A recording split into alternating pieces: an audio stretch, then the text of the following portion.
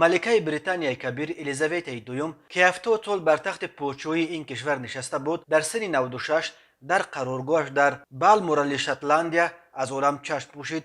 در این باره شام 8 سپتامبر سال 2022 قصر بوکینگهم خبر داد ملکه امروز در بالمورال آرامانه از دنیا رفت. گفته می شود در اظهارات قصر بوکینگهم که شام پنجشنبه در دروازه قصر پادشاهی بریتانیا آویختند. بلافاصله پسر الیزابت دوم چارلز پادشاه نو بریتانیا و رهبر 14 کشور عضو اتحادیه و همسر او کامیلا ملکه اعلان شدند. چارلز تحت نام کارل سیوم پادشاهی خواهد کرد. کارل سیوم گفت مرگ مادرش برای او و اهل خانواده پادشاهی یک لحظه اندوه بزرگی بود و تأثیر از دست رفتن ملکه الیزابت دوم را تمام دنیا احساس خواهد کرد. دوران پادشاهی الیزابت دوم سال 1952 آغاز یافته بود و 8 سپتامبر سال 2022 به پایان رسید و مال تاریخ شد.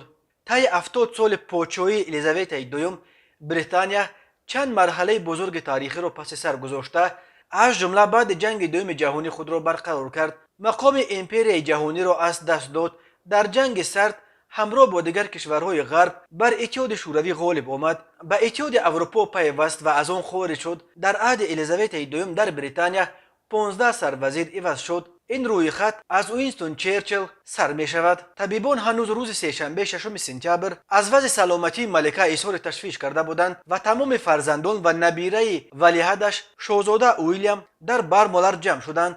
روز 8 سپتامبر نبیره دیگر او شاهزاده هاری نیز به بالمورال آمد. مراسم وداع و دفن الیزابت دوم را پادشاه نو بریتانیا کارل سیوم رهبری خواهد کرد.